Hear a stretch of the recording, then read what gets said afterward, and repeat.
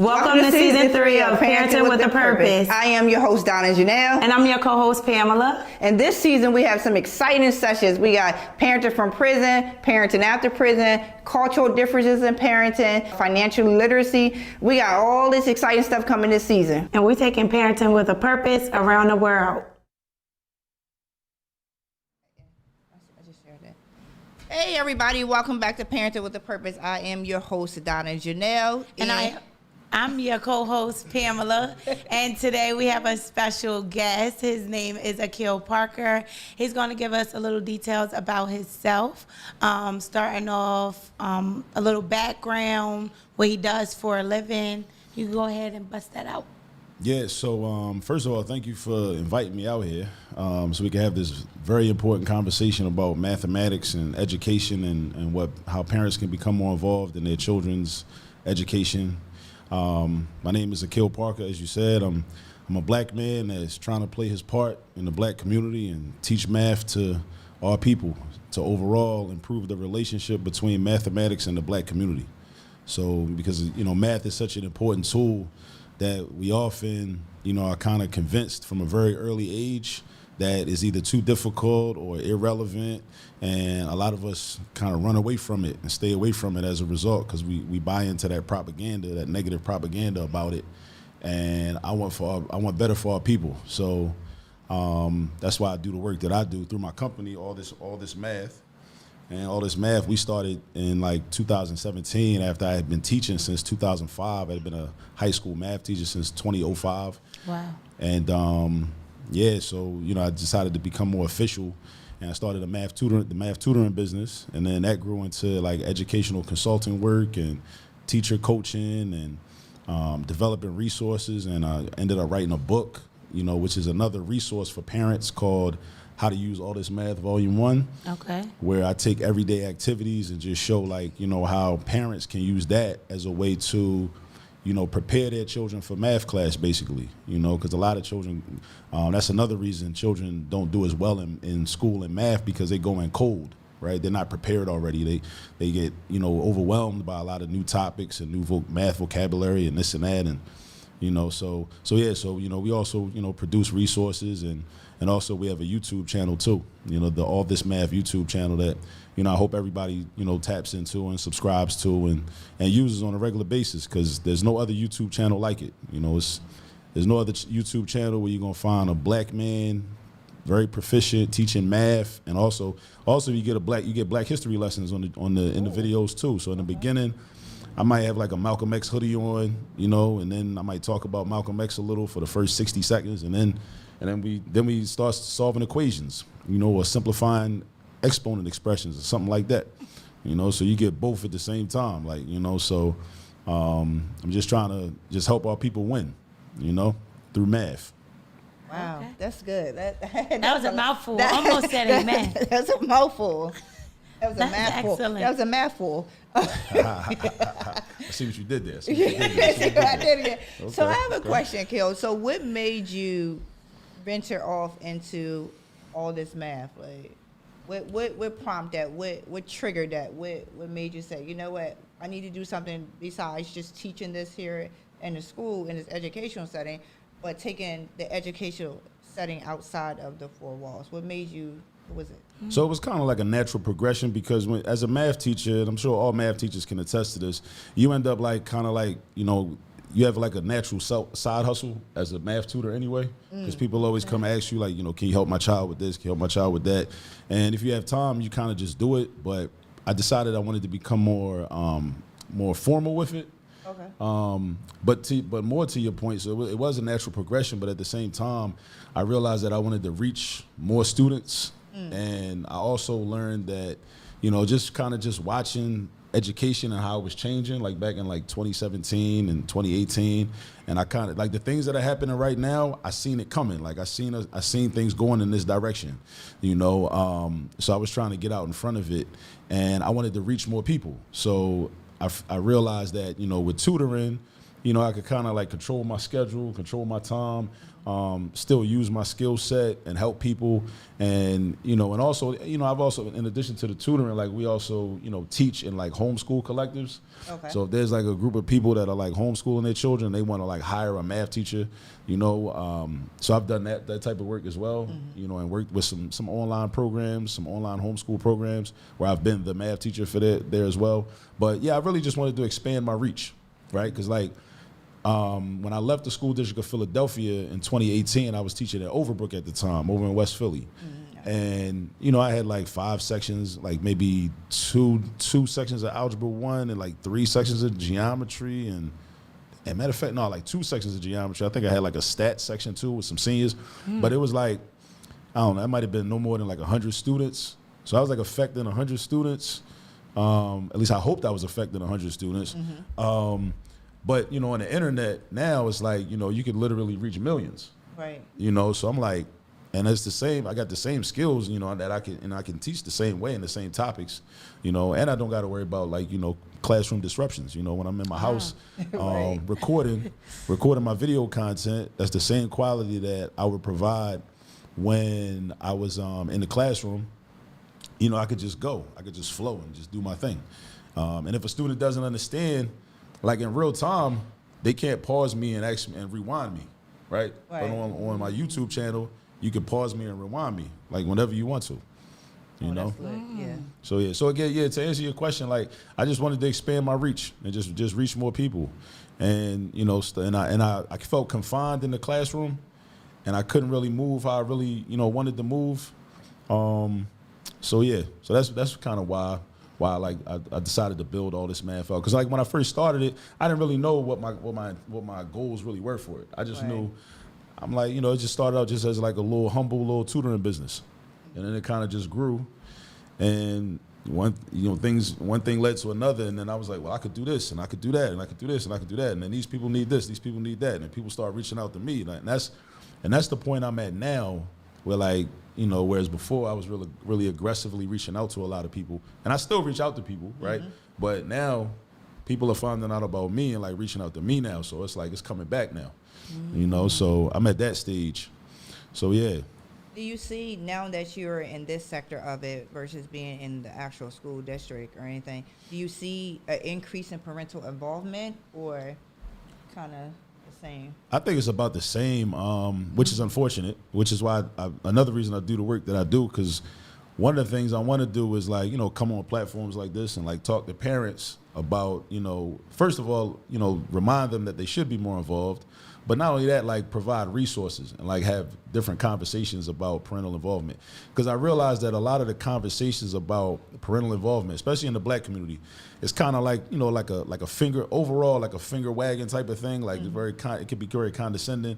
And even me, like if somebody's like telling me like, you know, what I should do, if you don't tell me in a certain way, even if I know I should do it, I might not like how you're talking to me. If I don't like how you're talking to me, then I'm not going to do it. So I try to like have different conversations around parental involvement and have it in a different way, and also provide resources. Because it's easy for me to say to somebody, like, because, you know, I'm a person, I taught math for 20 years, and I teach math on a college level. And from kindergarten through 12th grade, for the most part, I was really strong in math. I had some rough patch, but I was really strong in math. So it's easy for me to say, like, y'all should be doing this, y'all should be doing that.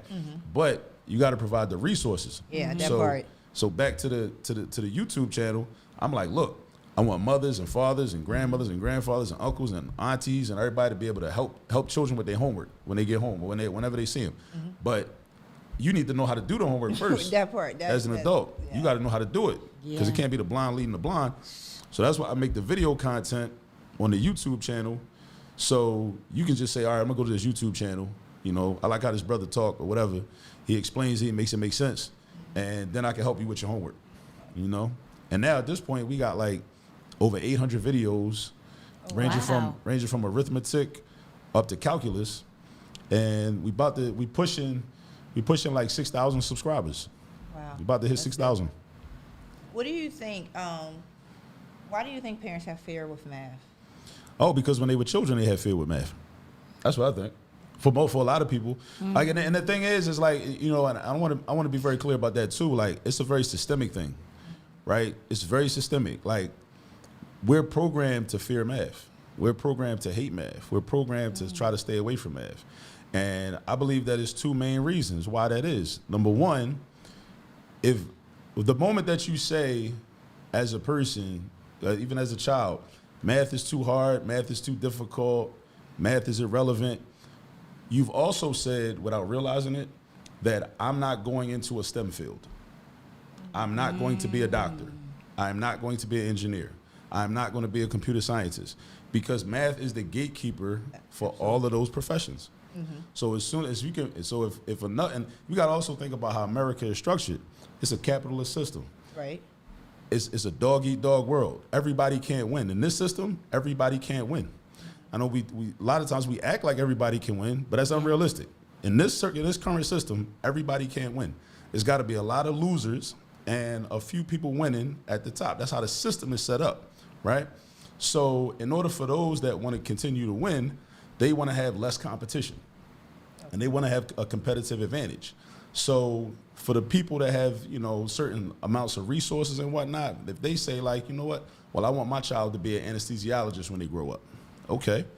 There's a certain amount of opportunities, a certain amount of anesthesiologists that will be able to work in the United States.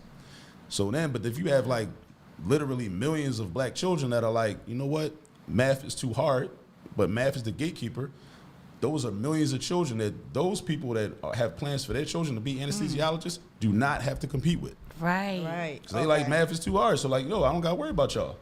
So every time your child says, like, math is too hard, why I got to do this? What's the point? When am I ever going to use this in life? You're actually disqualifying yourself from competition.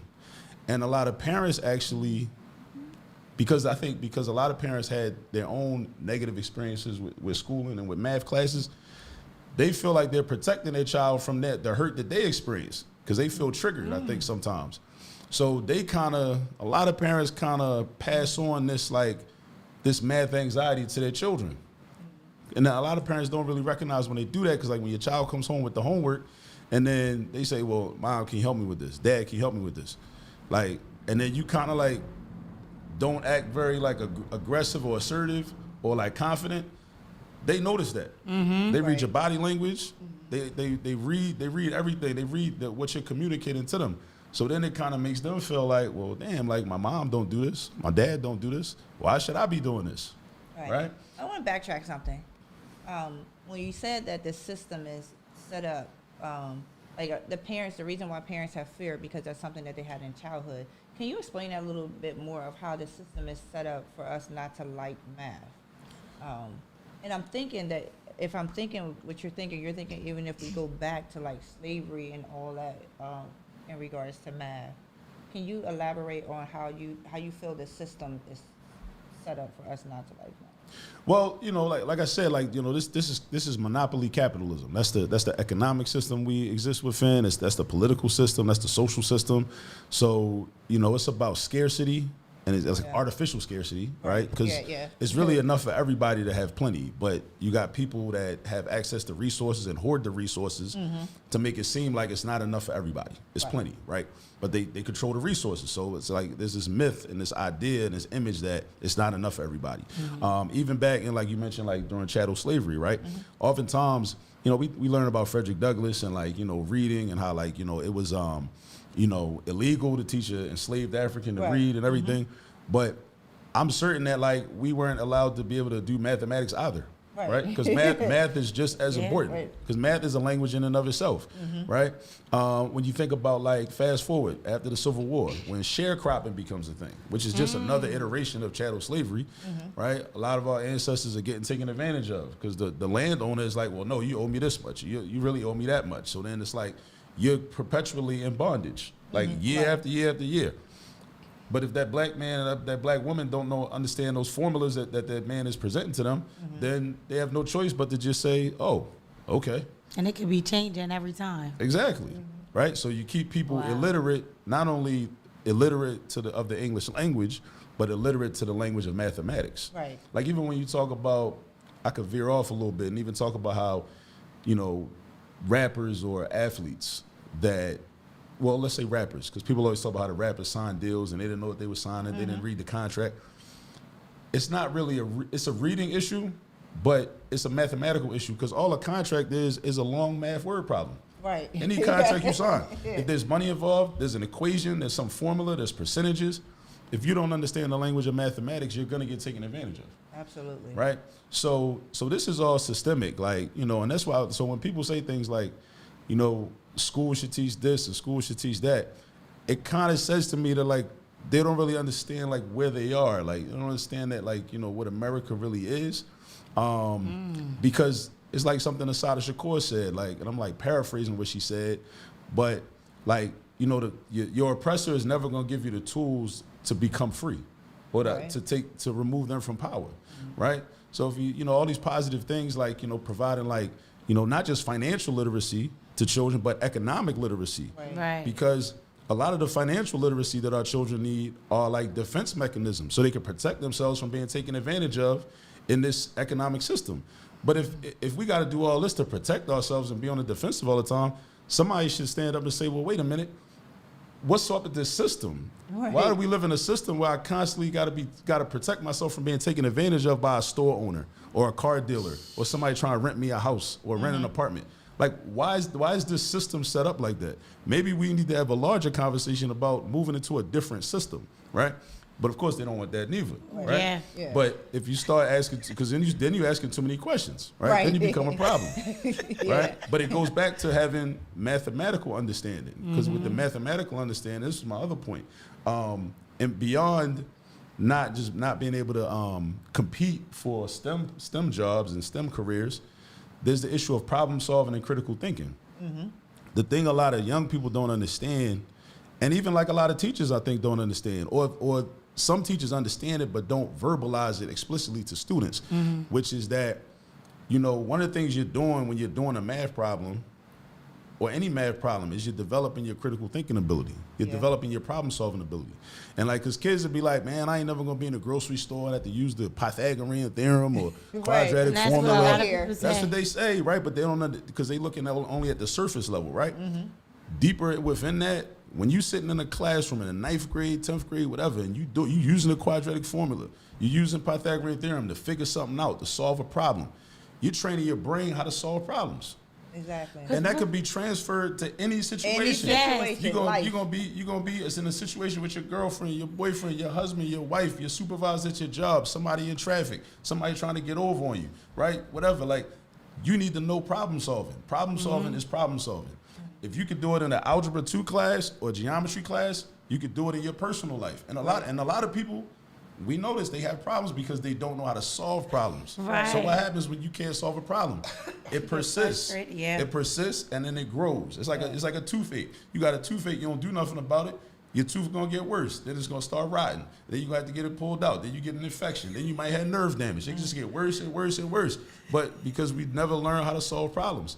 So the math class is the class where you really get to learn how to solve problems. But I don't think nobody is really saying that to children. Nobody's saying that. Nobody's thinking about it like that, because we get so caught up in the X's and the Y's and the Z's and everything. So and the thing is, again, it's about competition. So a lot of people just sit back and be like, all right, all y'all sitting up here talking about this is useless. Cool. All right, y'all not gonna be able to compete with us. That's the more we get to count out. Yeah. It's interesting that you said that, because I had this conversation with my son. He's 16, and he was saying, you know, he doesn't really like, he can do math really well. He just doesn't like it. And he was like, I don't understand why I'm not going to use this when I'm adult. I was like, you're 16. You don't even know what you're going to use when you're adult, right? Right, that too. Like I try to tell him, like, bro, like, you only 16. You got a whole life to live.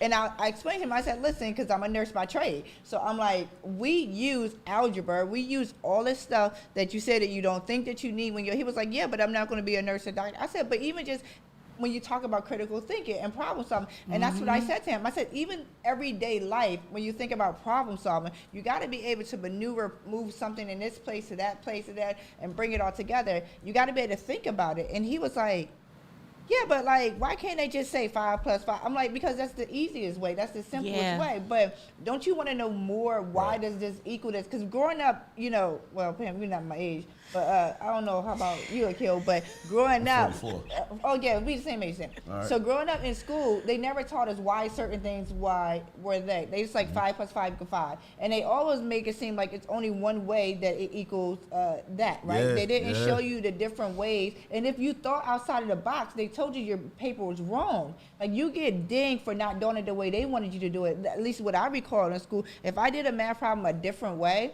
but I got the right answer, they told me it was still wrong because I didn't do it the way that they said it needs to be done. And I used to think that that's crazy. Like if it's still equaling the same thing, it's multiple ways to skin a cat. Like, but even growing up, they weren't accepting all those different ways. So they never really explained to us math, really. They just say, this is it and this is what we said. Now we have this generation where math is getting explained in all different types of ways. And I think that's why parents are scared and nervous and have so much fears, because as a child, we didn't get that unless you searched and did something different. Yeah. The school system was not giving you that. And then a lot of our parents were illiterate, like just the way that they grew up. Like a lot of our parents didn't, you know, my mom didn't graduate from high school. I remember teaching my mom how to even read the Daily Times. Now, you know, I'm reading the Inquirer, but I'm teaching her how to read the Daily Times. So just certain things like that, and it becomes so fearful, and I don't even know how to help my child because I don't know how to do this for myself. So I see where parental fears come in when it relates to math, because we weren't taught that. Yeah. Unless you went to college, right? Unless you went to college, and I've learned so much in college than I did the whole 12 years of going to school. Wow. And I thought that that was really crazy, because even in college, they're explaining to you why this is. And I'm like, this is what I used to try to do when I was younger, and I was told I was wrong. So then when I went to college and started doing math in college, I tried to do it the old way. And they're like, no, there's another way. I'm like, no, that's wrong. I'm telling the professor, he like, what you talking about? That's not what they said when I'm arguing with them. But in reality, it's like, I knew it was something different, but because the way that the education system was structured, it shut me down of thinking outside of their box. Yeah. And I think that's what happens with a lot of you. Yeah, I definitely think, like, you know, people need more options. Like the quote unquote new math or the Common Core math, it provides different options for like how to solve problems. You know, and in exercising different options, it helps you to gain a better overall understanding of math generally, because you start to see the connections. Like, it's no better feeling than like being, well, there are some better feelings, but it's a very good feeling when you can solve a problem one way, get one answer, solve a problem another way, get the same answer, solve a problem another way, get the same answer. I would agree. And then you see the consistency. That's when you start to get into the beauty of math. That's when you start to like really like math, really love it. A lot of people are good at math and don't really love it. That's another issue too, because for some people it's just like it's like a necessary evil. It's just like a class you want to take. You got to take it. So it's like, this math class. All right, I'm good at this, but you know, I don't really, because those are people that might not go into, you know, STEM fields either. And also I want to say this too, because I didn't say this earlier. I don't think it's mandatory for our children to go into STEM, but I think it's mandatory for it to be an option. Right. Because for so many of us, it's not even an option. For so many of our children, so many people go to, I mean, I had peers when I went to college, like they went to college not knowing what they wanted to major in. So how'd they pick a major? They said, give me the major where I got to take either no math or the least amount of math classes. Yep. That's what I'm gonna major in, right? Wow.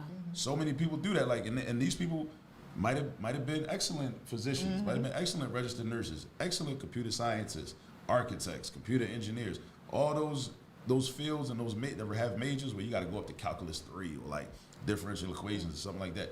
But because of their feelings about math and their experiences with math, they disqualify themselves from it.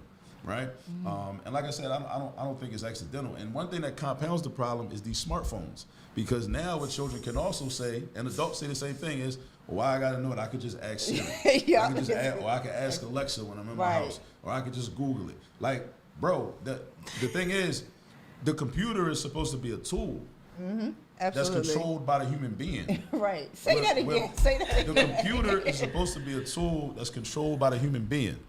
We're putting ourselves willingly and happily putting ourselves in a position to be controlled by the computer.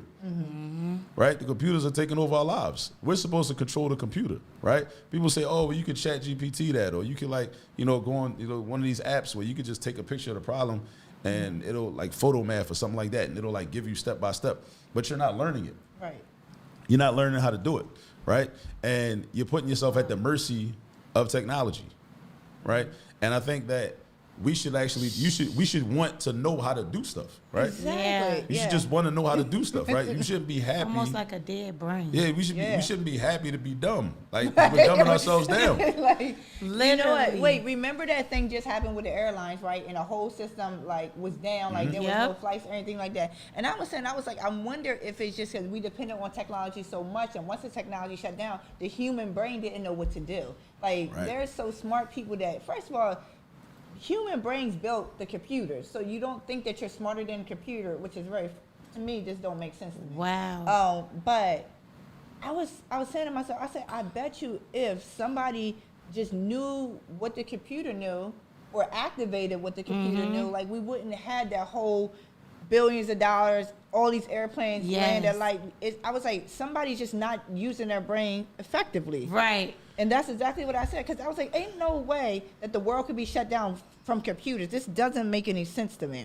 I remember, this is crazy, because I'm going to let you touch on that, but I remember probably about 10 years ago, I was taking my kids to Pennsylvania up in the mountains, and I took them to Crystal Caves, right? The gyms and things like that.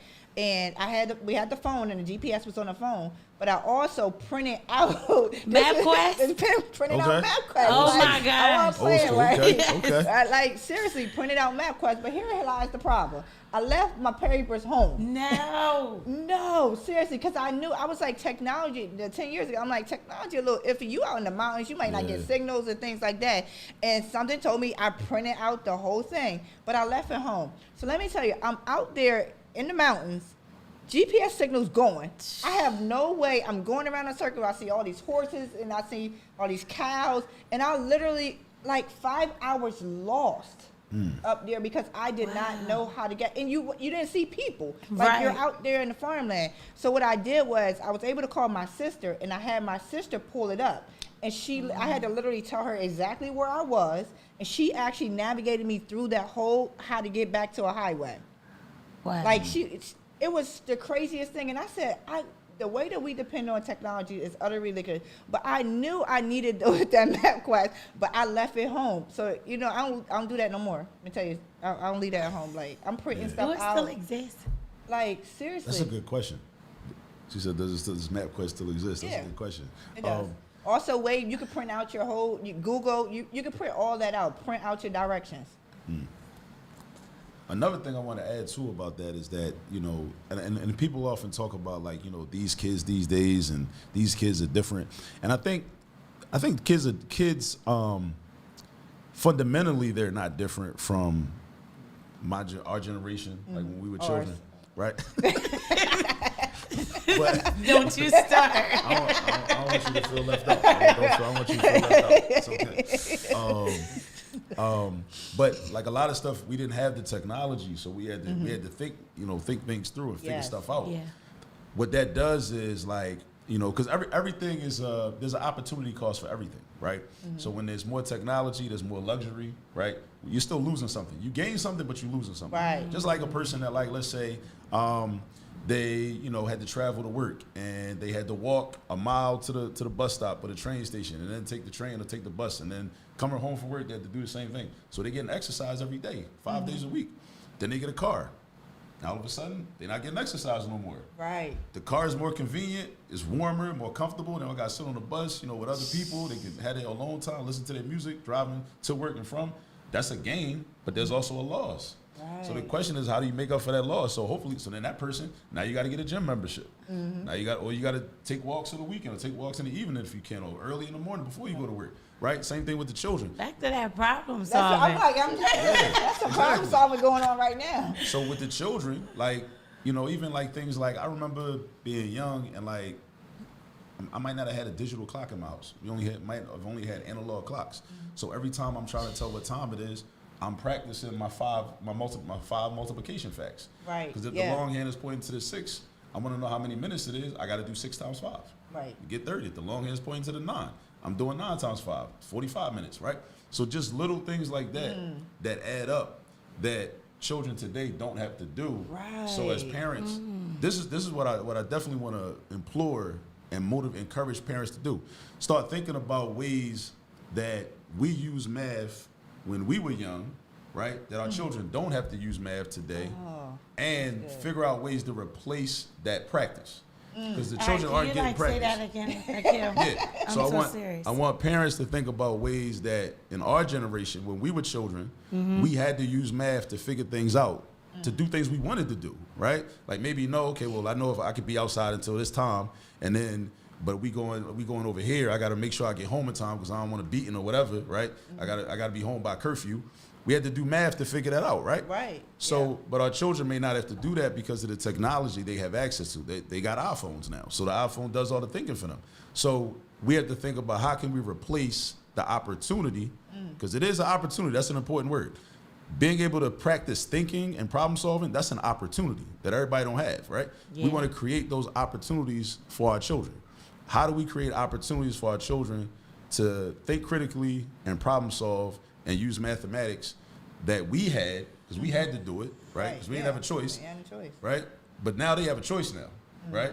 So how can we create opportunities for them to be able to think and develop that skill set? Because they don't have the skill, because they don't have the opportunities. It's kind of like, sometimes I be thinking about like, Wow.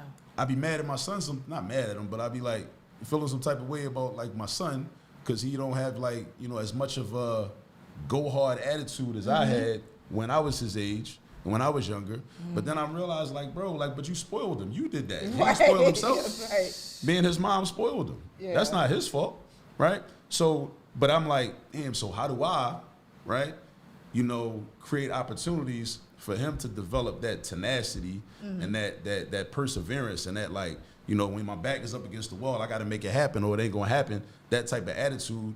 But he's never been in that situation because I've never allowed him to be in that situation. Right. His mom has never allowed him to be in that situation.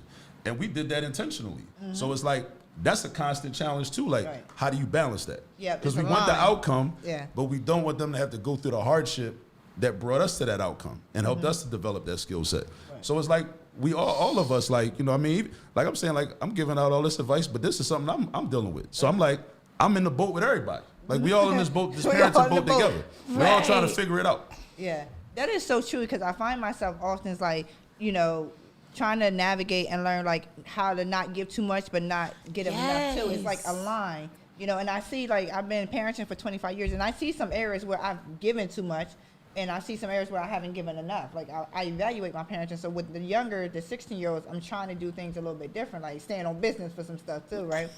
But to your point, I was thinking about this the other day. My daughter had to sign something, right? And she's printing. I was so mad.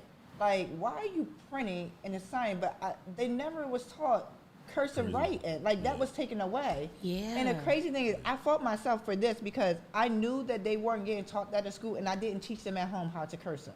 Like, I felt like that was a disservice. I should have, once I recognized the school was no longer teaching cursive writing to my children, I should have known, like, something in me should have been like, you know what, teach them how to cursive write, because they do need this in the future.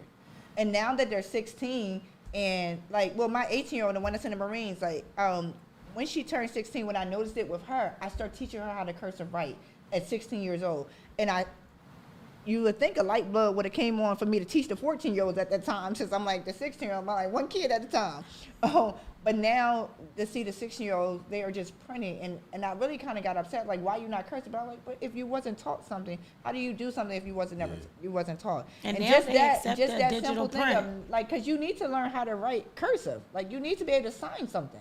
Yeah. Like, everything is just not going to be print. So I think even in that instance, like, the things that were taken away, and parents knew that they were taken away, but we wasn't maybe alert enough, or woke, as the young people say, woke enough to realize what was going on and the things that we need to kind of step in. Like, when you said the opportunity to replace even the analog clocks, like, when you think about it, like, that's something deep. I don't right even there. have any in my house. When you said that, I was like, pause. I don't have Flag none. on the play today. Yes. I'm like, I gotta go buy one.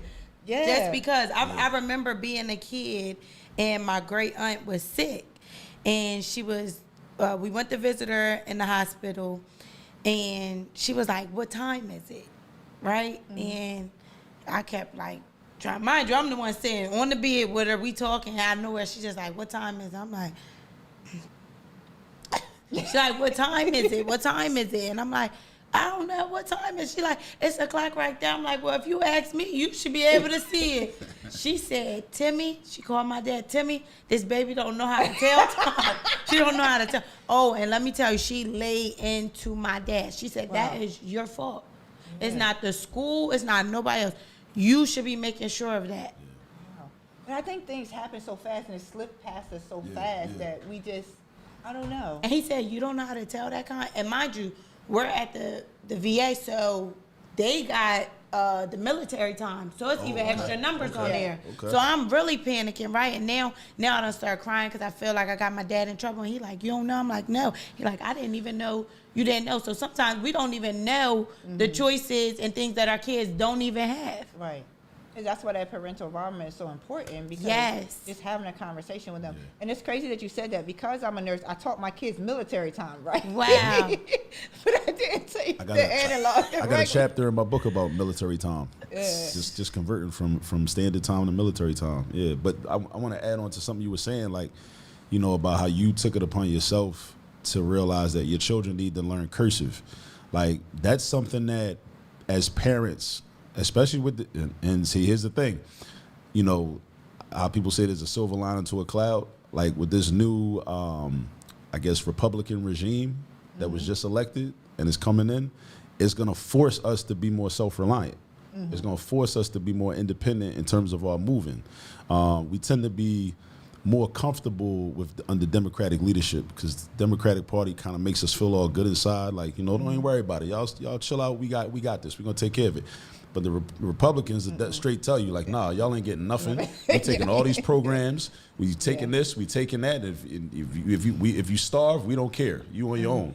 So our back is against the wall. So we got to figure it out, because we got to survive, right? So we go into survival mode now. But parents, we have to reorient ourselves to become the primary educators. Yes. The school, if you send your child to a public or charter school, or even a private school, the school has to be secondary. That at least has to be the goal. Now, what that looks like may vary from household to household, from community to community. But that has to be at least the goal for you as a parent, mother, father, uncle, aunt, you know, grandparent, godparent. You want to be the primary educator of that child, right? Now, but see, this is the hard part. Once you decide that, now it's like, oh, well, if I'm the primary educator, that means I got to know some stuff. Right. I can't just make sure they get up early, they get breakfast maybe, they, you know, got a clean uniform, clean iron uniform or whatever, and they get to school on time. I got to do more than that. Yeah. You're going to have to do more than that. And again, like, and I don't want like with this part of the conversation, I don't want to like blame black parents too much, because that's what we've all been conditioned to do. We've been conditioned to just, you know, outsource, give the responsibility to the schools, right? And the government wants us to do that. The schools want us to do that. They want us to do that, right? So, you know, the parental involvement conversation is a precarious conversation, because on one hand, it's like, yes, there should be parental involvement, right? But it's complicated, because if there was the level of parental involvement that a lot of the schools and a lot of the administrators and a lot of the teachers claim that they want, a lot of these administrators and teachers would be upset, because then they'd have to really work a lot harder. Because if you got all these hundreds and thousands of black parents on your back, like, listen, why you ain't update your grade book? I want to know what my child's grades is. Right. She said, like, you ain't updated, like, the last grade that said it was from like 2 months ago. What's going on? Right? So now you got to actually be conscientious as a teacher and as an administrator now, because you said you wanted parental involvement. So this is what it looks like now. So now it's like, oh, you talked to my child a certain way. You disrespected my child. So now I'm at the school. Now we got to talk. Now we got to have a conversation. Now you don't want that. So it's like, okay, it's cool. It's like, oh, well, you know, because a lot of times what people that work in schools will do, administrators and a lot of teachers will complain, oh, look, it was report card conferences, don't nobody show up. It was back to school night, don't nobody show up, right? They'll say that. But in reality, a lot of those people, they don't want people to show up. They just want them to show up when they want them to show up, right? But you don't want them to show up if they're gonna hold you accountable. If they're gonna hold you accountable as a professional, right? And I understand, like, you know, there are a lot of responsibilities that teachers have. I know, I'm a teacher. I get it, right? But if we put children first and the needs of the children first, then, you know, a lot of us have to be honest about the fact that we're not always doing the most that we can. Right. Even in my own career, I didn't always do the most that I could. at all times. So that's we all have to be self-reflective as educators. But parental involvement is key. But for the parents, we have to first decide that we're going to be the primary educators. Right. And then we can figure out what it looks like, but as time progresses, right, on a daily basis. But we first got to make that decision, because for so long we've accepted that the school is going to be the primary educator, and that ties into what I said earlier about math anxiety and math phobias and fears of math, because a lot of parents, they were children that weren't properly educated in math, right. So they became adults that were still had that experience, weren't properly educated in math. So then it's like time for, they don't really do as much to develop math skills in the household.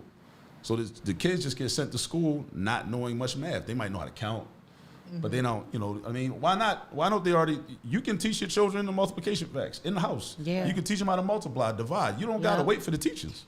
And a lot of these teachers are not more qualified than you are. They have a college degree, but that doesn't mean they're more qualified than you are to teach your children. And they're your children. That's another thing. Like, you have the rapport with your children. You love your children. Your children trust you. Right. The home environment oftentimes is more safe. It's more conducive to learning because it's relaxed. Like, we chilling. This is my safe space. School is not a safe space a lot of times.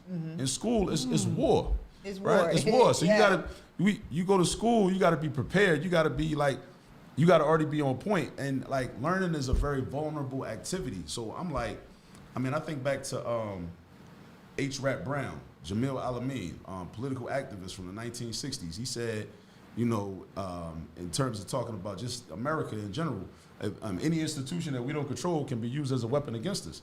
We don't control the schools. We don't control the public schools, the charter schools, the private schools. We don't control them. So they're used as a weapon against us. So the school is often not a safe space. Right? And learning is a very vulnerable activity, right?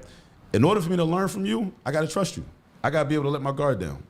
If I'm not, I'm probably not going to learn from you, right? Now, I could practice if I need to sit in your room and it's something I already know how to do, and we could practice some problems. That's cool, but that's not really learning. That's me practicing. I might have a couple questions here and there. But if I think you don't like me, I think you're a racist white teacher, or I think you're a black teacher that maybe has middle class values, and you don't like poor black kids, and I'm poor and I'm from the hood, and you don't respect me and my humanity, I'm not gonna feel comfortable trying to learn from you, right? So that's why what has to happen, you got to learn it in the house, and then the school has to be a space for practice. So math class has to be like recess, in the sense that the young boys that come to school and love recess, because they get to show off their skills from what they learned on their block, in their neighborhood, at their rec around their way. Wow. Think about hopscotch and stuff like that that they don't do anymore. So they get to practice what they already know. They don't learn that in school, right? Yeah. They're practicing. They're practicing what they learned in their community. So my ambitious goal, is for us as a community, as black people, to be able to teach our children, whether in the household or in the block, in the community, wherever, teach them out of algebra, the geometry, the trigonometry, the pre-calculus, the calculus. So when they go to school, it's like, all right, yeah, okay, we'll go to school, but we're just going to school to practice. So the school is not even as relevant. Like it's there, it's an institution, but it's like, nah, well, we're here for practice. Right. Just like recess. Like the young boys go to school and show off. I'm like, listen, I know how to play basketball. I can't wait to recess. I'm gonna cook y'all. Right? I just want to show off. I want to show off, but I didn't learn how to play basketball in school. Right. I learned around my way. To the school. So the math should be the same way. The math needs to be the same way. Like that's got to be the goal for all of us. Like math has to be taught at home. But we got to figure out ways to educate the parents so that they can teach it, right? And we got to have resources like the All This Math YouTube channel. Yes. Like the volume 1 of my How to Use All This Math book series. All those. So there's the plug. There's the plug for those. But yeah, I think this has to happen. Like it's no way around it. Yeah. There's no way around it because what we've been doing has not been working. Because you hear every year, and it's not just in Philly, not just in Chester, it's all over the country, right? You hear the reports. 99% of the schools have 0 students that score proficient on the math standardized test. Like every year, it's the same thing. It's not working, right? Well, it's not working for us. That's another thing I want to talk about. The system is not broken. I want us to be very clear. Okay. If it was broken, it would have been fixed. The fact that this happens every year and on a consistent basis means that this is part of the plan. This is part of the plan. Because you always, whenever there's a problem, we have to always look at who's benefiting from the problem. Because for every problem that either one of us three here have, somebody's benefiting from that problem. Right. So we always got to look at who's benefiting. Because what happens is oftentimes there'll be a problem that's popular, right? And the media, right, will only focus on the problem.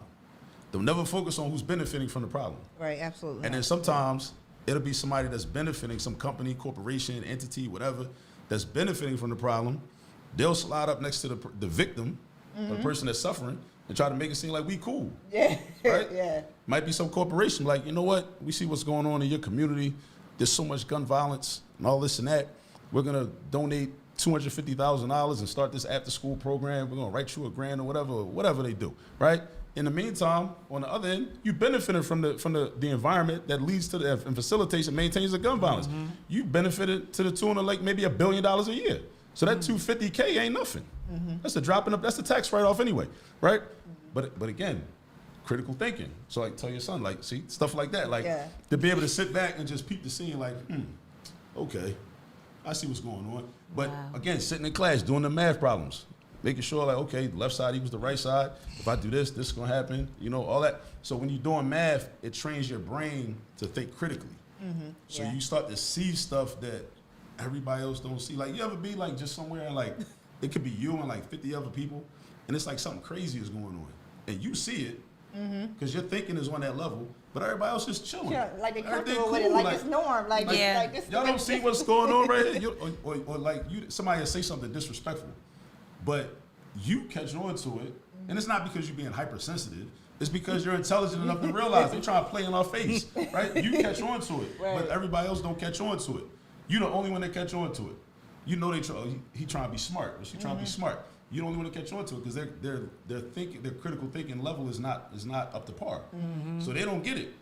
They don't even get it. So that's why, you know, when I advocate for people to lock in and tap into math, it's like math trains you how to like think critically so you can understand what's going on. So you can understand the world around you. You know, as you were talking earlier in that part, because you said a lot, all this math. You know what I thought about, and it's something that we kind of flexed on, but it's not really a flex. Like growing up, like you ever, or even when you see shows with like grandmoms and things like that on there, and they never really measured the food, right? They always was like, oh, you just put a little bit here, a little bit there, and then when you question them, baby, just do this, do that. Yeah. And we used to be like, well, my grandma ain't never had to measure nothing, so I ain't got to measure nothing. Like that is really a transgenerational thing. Like we're literally passed down to our children. It's like, listen, it just need to look enough or whatever. Even when you go to like macaroni and cheese, when you ask an older person, what are the ingredients to make a cake, a macaroni and cheese? They'll tell you them, but they won't tell you the portion that like, they take. They don't, a heap of this or a spoon, like they don't even measure it. Yeah. And I think that was passed down for so long, and we kind of use it as a flex style. My grandma ain't never had to use no measuring this or measuring that. They knew it, but then that went into the next generation, and made it say we don't even need math like that because all we got to do is look at some stuff. Yeah. I think my nana, rest in peace to my nana. She just passed away like last month, right? She was like that too, like with her cooking and everything. 'Cause I remember like my sister telling this story. Like my sister was trying to make a sweet potato pie for the first time. One of my little sisters, and she called Nana and was like, Nana, how much do I put in? Like, you know, she was like, I don't know, enough. So put enough in there. I'm like, you know what I'm saying? So like, but that is a quantity though. I think even when somebody like, they like what do you call it? They eyeball it when they got eyeball it. Yeah. They still they're still quantifying it, right?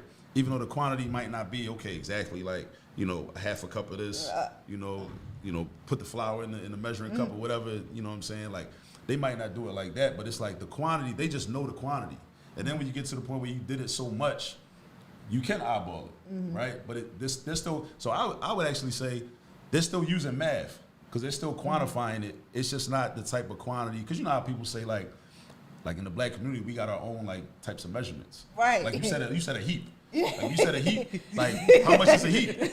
How many ounces a heap? Or like you say like, yo, I'm gonna be there in a minute. How long is that? Like how long is that? Yeah, around the corner. How far is around the corner? You gotta know. You gotta just know. And around the corner, And somebody's neighborhood might be a different amount of number of feet or miles in somebody else's neighborhood, or depending on who the person is, or the time of day, or what's going on. It's too complicated. So it's all of this is mathematical. Right.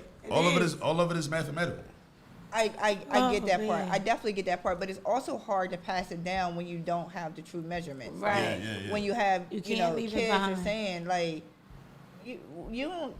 I don't know. Maybe it's just me. Like I'm using the measure thing for everything. When I was teaching my kids, I use that as math, teaching them cooking. They all cook with me, so we all had every measurement out, so you know exactly what this means, what that means. But I think like when I was thinking back, when I asked somebody, like even when they write stuff written down, the instructions and the ingredients for something, it's not really, I guess, American or measurement as we see it. It's probably just black measurement.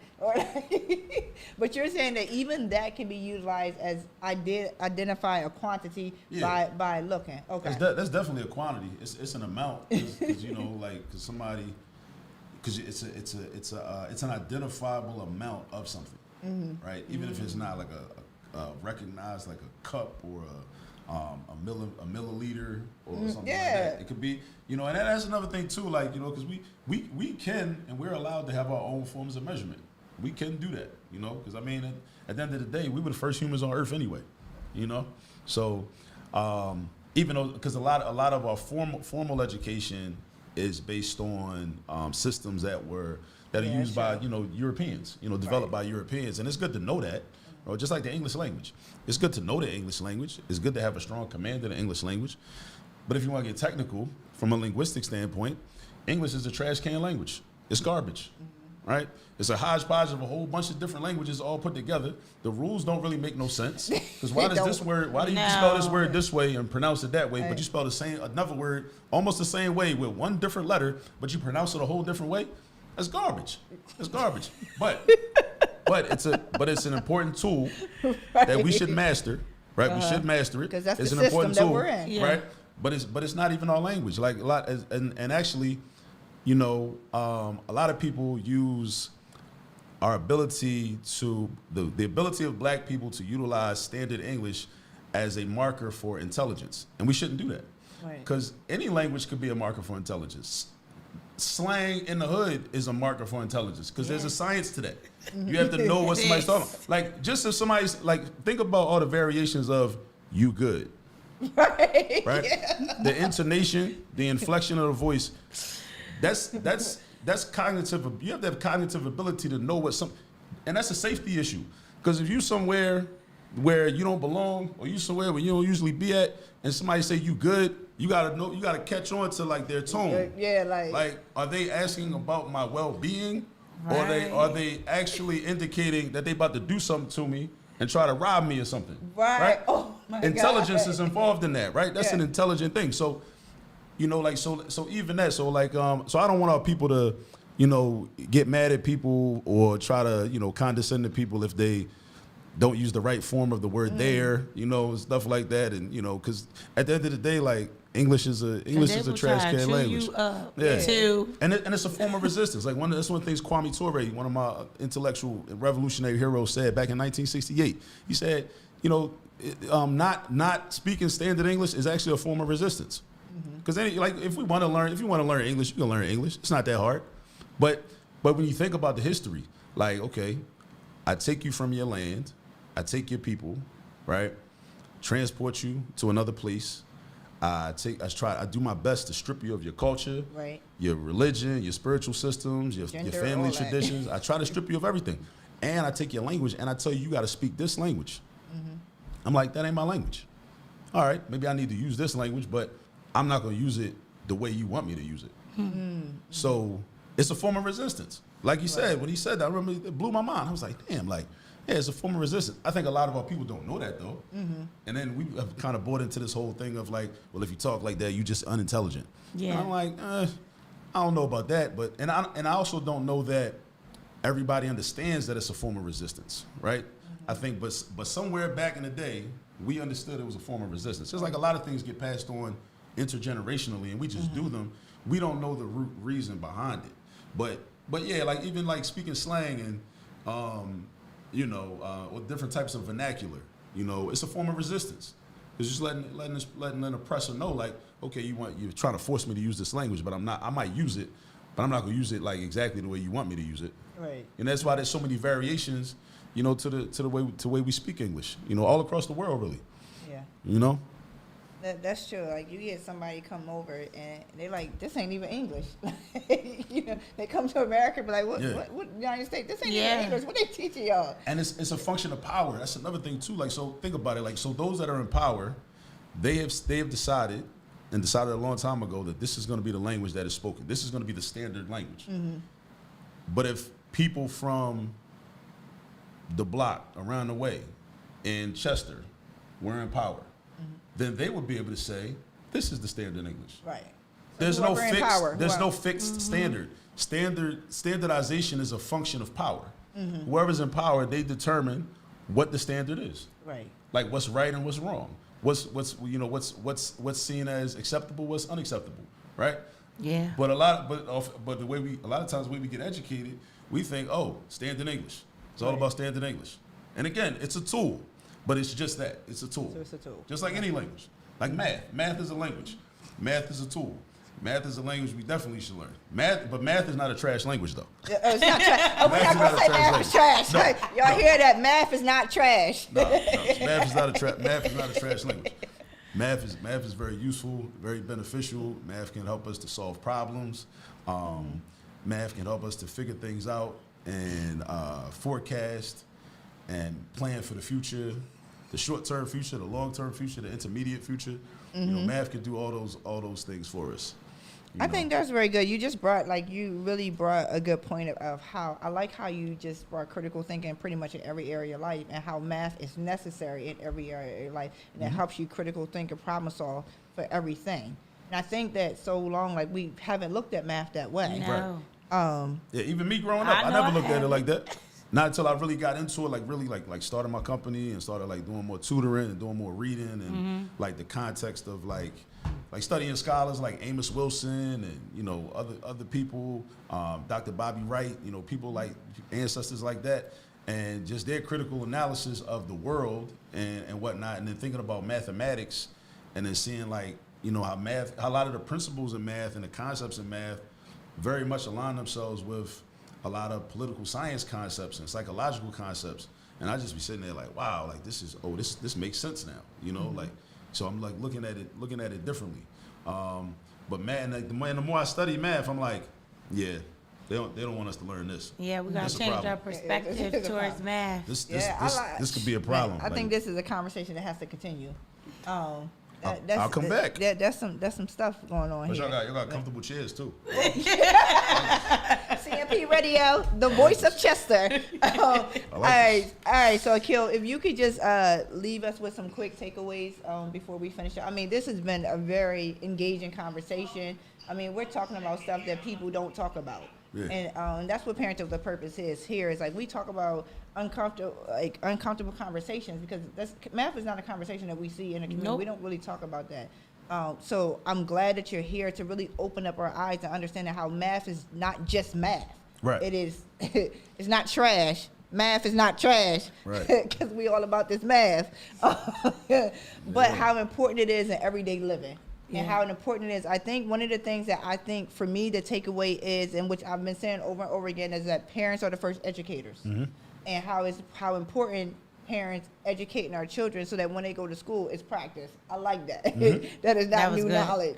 So can you just leave the audience with a little couple takeaways before we leave out of here? Yeah, definitely. So do everything in your power to, if you are a parent that kind of from time to time makes comments such as, that speaks to the irrelevance of math, or the stupidity of math, or even when your children come home with the homework and it's different from the way in which you learned it years ago, not have that type of commentary around math, because what it does is it creates it furthers a narrative, and it creates an idea in the mind of your child that math is in fact irrelevant when it is very relevant.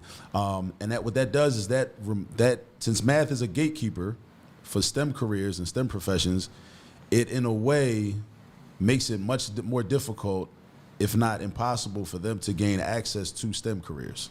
So that's what's actually happening. Because math is the major gatekeeper. Like one of the things the late Bob Moses said in his book, Radical Equations, he said that mathematics education is the civil rights issue of the 21st century.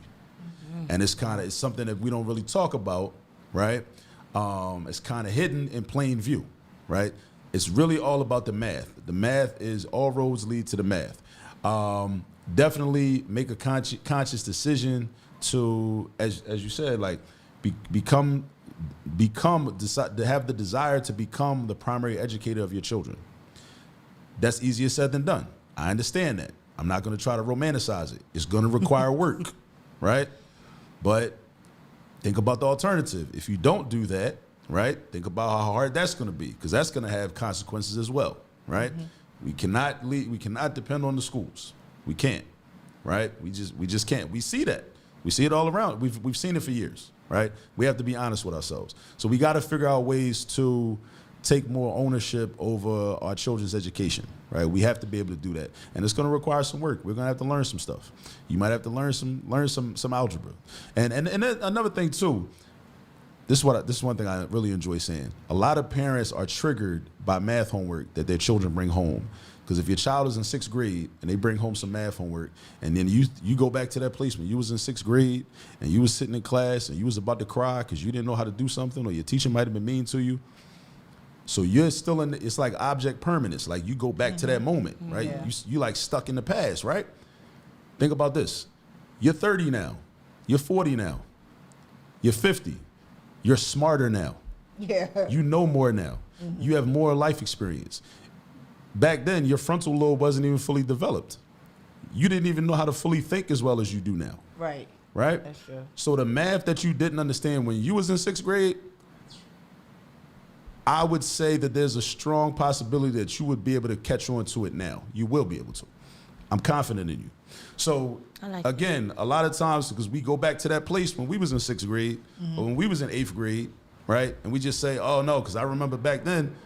You're not back then no more. Right. You've lived life. You've been married, been divorced, had boyfriends, had girlfriends. You got some kids. You've been grocery shopping. You've been living on your own, traveled around the country, took trips to the Bahamas. You did all this stuff. All of those life experiences will help you to understand mathematics homework. That's good. All of that. And your frontal lobe, like I said, think about the neuroscience. Your frontal lobe wasn't even fully developed back then. Now it is. Right. You got more. Okay. Yeah. Oh, let me say this too. Everybody that watches this, make sure you subscribe to the All This Math YouTube channel. The All This Math YouTube channel for math support. We got over 800 videos ranging from arithmetic up to calculus. Anything you need, it's on there. If it's not on there, it's going to be on there, right? It'll be on there, at some point, right? I want that to be the place you go to as a parent, aunt, uncle, grandparent, to get to understand the math that you want to help your children with, and I want your children to go there too, to get the help with the homework that they need. Also, my book, How to Use All This Math, Volume 1, is available on Amazon, $34.95. Volume 2 is behind schedule. It was supposed to come out in September, but life happens. But it will be out. There's some math going on. It's the second. Yeah, it's the second book in the series. It's the second book in the series. It's coming. Right. It's coming soon. Yeah. All right. And we'll post this on our Facebook page, Parental with a Purpose Facebook page, all about all this math and all the resources that Akil has to offer to parents and students to make this thing better, make this thing livable, make this thing okay.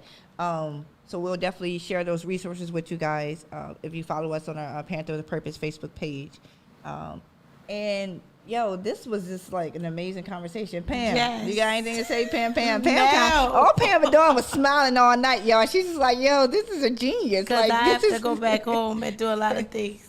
You got to get an analog clock in that house. That's number one. That'll help. But anything else, Pam, you got to say? Or No. Again, thank you, Akil, for taking the time to come on the show to help educate us. In math, so we can get that fear, knowing that we are no longer that kid. We are now the parent. We know more. We have more resources, and let's just tap into them. I also wanted to say, don't forget to tap into Parenting with a Purpose, because these are the resources and the information that we are bringing to our people, for our children that are going somewhere. And also check us out on all platforms for our podcast. We'll be back 7 p.m. next Thursday. Girl, that's Thanksgiving. Oh, we are on break, so we'll be back December the 5th. Yes. December the 5th, we'll be back live. Yep, for another engaging conversation. Again, thanks you guys for pouring in Parenting with a Purpose. We really hope that you continue to follow us and collect all these resources, collect them and use them so that we can better our people. Yes. Definitely. Thanks for having me on. Yes. Good. Thank you so much for tuning in to another episode of Parenting with a Purpose. Be sure to follow us every Thursday night at 7 p.m. at Parenting with a Purpose. You can find us wherever you listen to your podcast. Be sure to look up Parenting with a Purpose.